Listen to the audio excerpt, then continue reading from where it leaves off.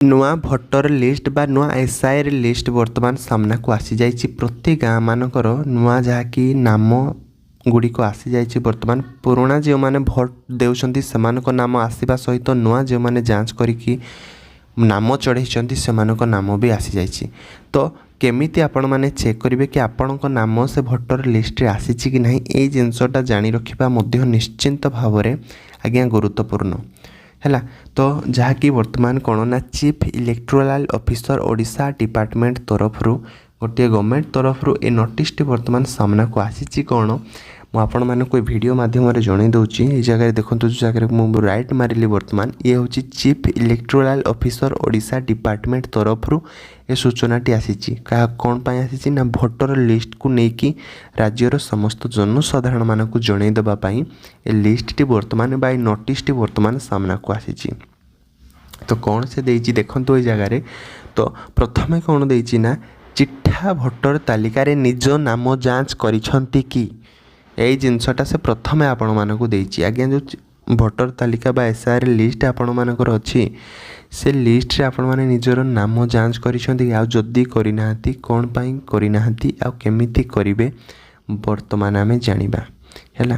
तो यही जगह टिके अपेक्षा करंतु यही जगह देखंतु पुणी जो मु राइट मारिली भोटर डॉट आपण मानकर ECI.gov.in वेबसाइट को आपण माने जाइकी परिदर्शन प्रथमे करंतु हैला। Search your name in voter list हैला विकल्प रे क्लिक करी EPIC जहाँ कि आम एपिक नंबर बोली कही थाउ। तो व्यक्तिगत विवरणी किंबा मोबाइल नंबर माध्यम सहजरे निज नाम खोजंतु बुझिपारे। तो जदि से एसआईआर लिस्ट बा भोटर लिस्ट रे आपण मानकर नाम आसी नथिबो तो कौन करेंगे ना ये वीडियो देखिए आपण मैंने जातु ये गवर्नमेंट रो आज्ञा notice chief electoral officer Odisha department तरफ ए नोटिस टी आपण मानक पई ही आसी जो माने भोट देउछंती। तो कौन दे आसी ना भोटर्स डॉट ECI.gov.in आपण माने वेबसाइट को जानतु से ही वेबसाइट को आपण माने गले तो आपण मानकर सेठी आपण मानकर नेम दबो आपण मानकर नेम टू सेठी भरी देबे तापरे आपण माने क्लिक करी एपिक नंबर आ व्यक्तिगत किछि विवरणी हैला मोबाइल नंबर माध्यम रे आपण माने निज नाम आसी कि नहीं मध्य सही जगह रे आपण माने देखि परिबे हैला। तो कौन सबुदिन देखिपारे कि सबुदिन देखिपारे तो यार किसी टाइम लाइन आसी यही समय मध्य जदि आपण मैंने देखती ताहले आपण मैंने से सबू जिनस देखिपारे। तो देखो ये जगह कौन देती जदि निज नाम न थाए किंबा कौन संशोधन आवश्यकता थाए तेबे आपण मैंने 5/7/2024 रु 4/8/2024 मध्य दाबी और आपत्ति मध्य दाखल करंतु बोली कहा जायछि। जदि आपण माने सेठी निजर नामटी पाइबेनी कौन करेंगे ना 5/7/2024 रु आपण मानकर 4/8 है गोटे मास भाया रही जाऊँगी। आपण मानकर जदि से नामटी पाऊना कि कौन भूल जिनस आपण मानकर सेठी डाटा एंट्री अच्छी तो आपण माने चाहिए भी सेठी दाबी और आपत्ति मध्य गोटे ऑप्शन थी सेठी आपण माने दाखल करि परिबे हैला।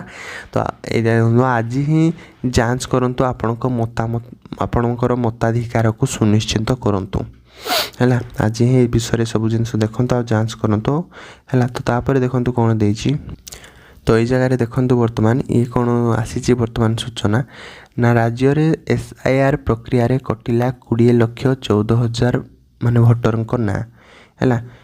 वर्तमान केते 20,14,000 भोटर नाम वर्तमान एसआईआर लिस्ट रू आज्ञा कटि जाइछि। ए जिनस भी मध्य संपूर्ण भल भाव में आपण मैंने देखिपे। तो सेकेंड पॉइंट देखो कौन देछि ना सूचना देले राज्य मुख्य निर्वाचन अधिकारी RS गोपालन वर्तमान सूचना देइछंती कौन ना राज्य मुख्य निर्वाचन अधिकारी RS गोपालन सूचना देइछंती एसआईआर प्रक्रिया 20,14,000 भोटर ना ऑलरेडी कटि गला बुझिपारे।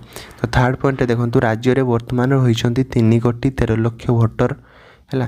ଆଉ ଅଯୋଗ୍ୟ ବ୍ୟକ୍ତିଙ୍କୁ ଚିଠା ତାଲିକାରୁ ବାଦ୍ ଦେବା ପ୍ରାଥମିକତା ସିଇଓ। ଭୁଲରେ କାହାର ନାଁ କଟିଥିଲେ ଏ ନେଇ ମଧ୍ୟ ଆବେଦନ ଆପଣମାନେ କରିପାରିବେ। ତ BLOଙ୍କୁ କଲ୍ କରି ଅଥବା ୱେବସାଇଟ୍ରେ ନାଁ ଅଛି କି ନାହିଁ ମଧ୍ୟ ଚେକ୍ କରିହେବ। ତ ନାଁ ନଥିଲେ ଫର୍ମ 6ର ଆନେକ୍ସର 4 ଅନୁଯାୟୀ ଆବେଦନ କରିହେବ। 18 ବର୍ଷରୁ ଉର୍ଦ୍ଧ୍ୱ ସମସ୍ତେ ଆବେଦନ କରିପାରିବେନି, ଏ ନେଇ ସୂଚନା ଦେଇଛନ୍ତି। ବୁଝିପାରିଲେ, ଏ ନେଇ ସୂଚନା ବର୍ତ୍ତମାନ ଦିଆଯାଇଛି।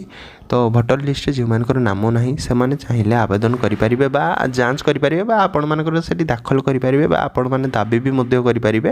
ତ ଆମ ନାଁଟା କ'ଣ ପାଇଁ ଆସିନି ବୋଲି, ତ ଆପଣଙ୍କ ନାଁ ତାପରେ ଭଲ ଭାବରେ ଆସିଯିବ। ବୁଝିପାରିଲେ, ତ ଏମିତି କିଛି ଭୋଟର ଲିଷ୍ଟକୁ ନେଇକି ବର୍ତ୍ତମାନ ସୂଚନା ବା ସାମ୍ନାକୁ କିଛି ଆସିଥିଲା। ତ ଭିଡ଼ିଓଟି ଯଦି ଭଲ ଲାଗିଛି ଆଜ୍ଞା ଭିଡ଼ିଓଟିକୁ ଲାଇକ୍ କରନ୍ତୁ ଆଉ ଚ୍ୟାନେଲଟିକୁ ଆଜ୍ଞା ସବସ୍କ୍ରାଇବ୍ କରିବା ପାଇଁ ଜମାରୁ ବି ଭୁଲିବେ ନାହିଁ। କାହିଁକିନା ଦେଶ ବିଦେଶରେ ସବୁ ଖବର ହିଁ ଏ ଚ୍ୟାନେଲ୍ ମାଧ୍ୟମରେ ଆପଣମାନେ ପାଉଛନ୍ତି। ସମସ୍ତ ସରକାରୀ ଯୋଜନା ବିଷୟରେ ବି ମଧ୍ୟ ଆଜ୍ଞା ଏ ଚ୍ୟାନେଲ୍ରେ ଆପଣମାନେ ପାଉଛନ୍ତି। ତ ନିଶ୍ଚିନ୍ତ ଭାବରେ ଆଜ୍ଞା ଚ୍ୟାନେଲ୍ଟିକୁ ସବସ୍କ୍ରାଇବ୍ କରିକି ରଖିଥାନ୍ତୁ। ତାହେଲେ ରହୁଛି ଆଉ ଗୋଟେ ଭିଡ଼ିଓରେ ଆପଣମାନଙ୍କ ସହ ପୁଣି ଦେଖା ହେବ। ଜୟ ଜଗନ୍ନାଥ।